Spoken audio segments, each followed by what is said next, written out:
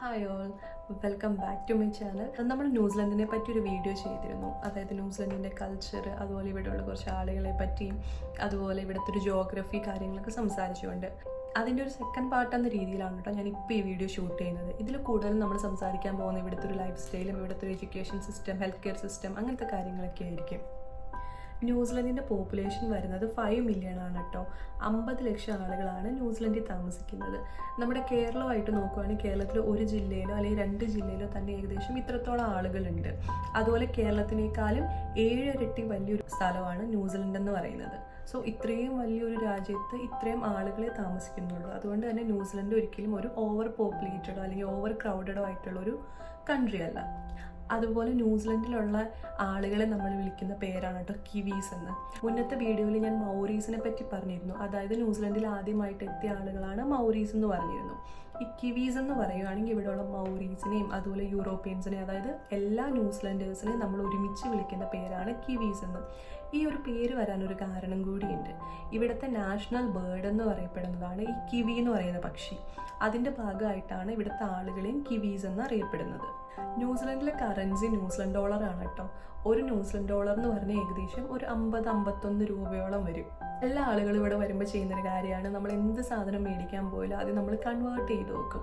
ഒരു New Zealand dollar 50 രൂപയാണല്ലോ, അപ്പോൾ $10 ഒരു സാധനമാണെങ്കിൽ 500 രൂപ. ഇത് കുറച്ച് ഓവർ പ്രൈസ്ഡ് ആണ്, അതുകൊണ്ട് ഇത് മേടിക്കേണ്ട, നാട്ടിൽ ഇതിലും ചീപ്പായിട്ട് നമുക്ക് കിട്ടും, അങ്ങനെയൊക്കെ നമ്മൾ ചിന്തിക്കും.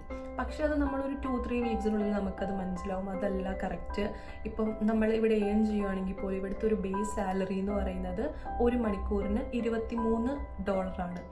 സോ അത്രയും നമ്മൾ ഏൺ ചെയ്യുമ്പം നമ്മളിവിടെ സ്പെൻഡ് ചെയ്യുന്നതിനും അതുപോലെ തന്നെ ഡിഫറൻസ് ഉണ്ട്. അതുകൊണ്ട് തന്നെ നമുക്കൊരു ഇന്ത്യയിലെ നമ്മുടെ എക്സ്പെൻസ് ആയിട്ട് ഇവിടുത്തെ എക്സ്പെൻസിനെ കമ്പയർ ചെയ്യാൻ പറ്റില്ല. ഇവിടുത്തെ ഒരു എഡ്യൂക്കേഷൻ സിസ്റ്റം നോക്കുവാണെങ്കിൽ 5 വയസ്സ് മുതൽ 19 വയസ്സ് വരെയുള്ള ഇവിടുത്തെ റെസിഡൻസ് ആയിട്ടുള്ളത് അല്ലെങ്കിൽ സിറ്റിസൺസ് ആയിട്ടുള്ള കുട്ടികൾക്ക് എഡ്യൂക്കേഷൻ ഫ്രീ ആയിരിക്കും.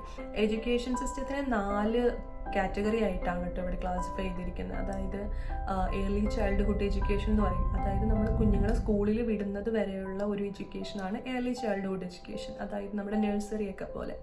പിന്നീട് പ്രൈമറി, സെക്കൻഡറി, ടെറിഷറി. ഈ ടെറിഷറിയിലാണ് നമ്മുടെ കോളേജസ്, അതായത് യൂണിവേഴ്സിറ്റീസും പോളിടെക്നിക്സ് ഒക്കെ വരുന്നത്.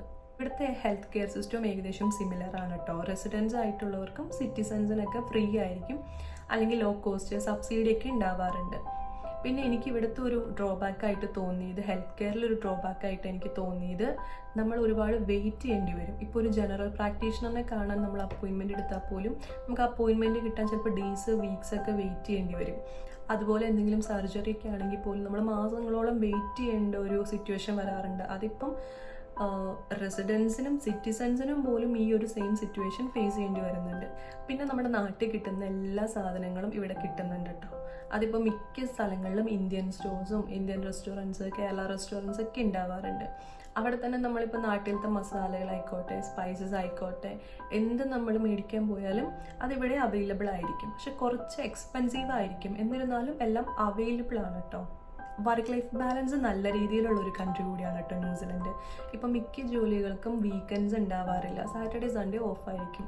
പിന്നെ ചില പ്രൊഫഷനിലൊക്കെ ഉള്ള ആളുകൾക്കെന്ന് വെച്ചാൽ അവർക്ക് ഡ്യൂട്ടി പിക്ക് ചെയ്യാൻ പറ്റും. ഇപ്പോൾ ആഴ്ചയിൽ ഞാൻ 4 ഡേയ്സ് വർക്ക് ചെയ്യുന്നു, 3 ഡേയ്സ് ലീവ് എടുക്കുന്നു, അല്ലെങ്കിൽ 5 ഡേയ്സ് വർക്ക് ചെയ്യുന്നു, 2 ഡേയ്സ് ലീവ് എടുക്കുന്നു. അങ്ങനെ നമുക്ക് ഡ്യൂട്ടി പിക്ക് ചെയ്യാൻ പറ്റും. ഇനി സ്റ്റുഡൻസിൻ്റെ കേസിലാണെങ്കിൽ സ്റ്റുഡൻസിന് 20 hours ആണ് പെർ വീക്ക് വർക്ക് ചെയ്യാൻ പറ്റുന്നത് അവരുടെ വിസ ഗൈഡ് ലൈൻസ് പ്രകാരം. അതേസമയം ഇപ്പോൾ സമ്മർ വെക്കേഷനോ സെമസ്റ്റർ ബ്രേക്കോ ഒക്കെ ആണെങ്കിൽ നമുക്ക് ഫുൾ ടൈം വർക്ക് ചെയ്യാൻ പറ്റും.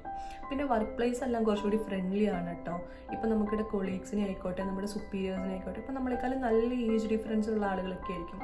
അവരെല്ലാവരെയും നമ്മൾ പേര് വെച്ചാണ് കേട്ടോ അഡ്രസ്സ് ചെയ്യുന്നത്. ഒന്നില്ല അവരുടെ ഫസ്റ്റ് നെയിം അല്ലെങ്കിൽ സെക്കൻഡ് നെയിം വെച്ചിട്ടായിരിക്കും നമ്മൾ അഡ്രസ്സ് ചെയ്യുന്നത്. അപ്പം നമ്മുടെ നാട്ടിലൊക്കെ ആണെങ്കിൽ നമ്മുടെ സീനിയേഴ്സിനെയൊക്കെ നമ്മൾ സാറെന്നോ അല്ലെങ്കിൽ മാമെന്നോ അഡ്രസ്സ് ചെയ്യണം, അല്ലെങ്കിൽ അവർക്കത് ഡിസ്റെസ്പെക്റ്റ് ആയിട്ട് തോന്നാറുണ്ട്. പക്ഷേ ഇവിടെ അങ്ങനത്തെ ഒരു പ്രശ്നമില്ല. അപ്പോൾ ഇത്രയൊക്കെ ഉള്ളൂ കേട്ടോ ഇന്നത്തെ വീഡിയോ. അപ്പോൾ ഇങ്ങോട്ടേക്ക് മൈഗ്രേറ്റ് ചെയ്യാനുള്ളവർക്കും സ്റ്റുഡൻസ് ആയിട്ട് വരാനുള്ള ആൾക്കൊക്കെ ഈ ഒരു വീഡിയോ കുറച്ചും കൂടി ഇൻഫോർമേറ്റീവ് ആൻഡ് ഹെൽപ്ഫുൾ ആയിരിക്കുമെന്ന് ഞാൻ പ്രതീക്ഷിക്കുന്നു. സോ നിങ്ങൾക്ക് എന്തെങ്കിലും ഡൗട്ട് ഉണ്ടെങ്കിലോ അല്ലെങ്കിൽ എന്തെങ്കിലും ഒരു കാര്യത്തിനെ പറ്റി ഞാൻ വീഡിയോ ചെയ്യണമെന്ന് ആഗ്രഹം ഉണ്ടെങ്കിലോ നിങ്ങൾക്ക് കമൻറ്റ് ചെയ്യാവുന്നതാണ്. സോ നമുക്കിനി നെക്സ്റ്റ് വീഡിയോയിൽ കാണാം. Till then bye bye.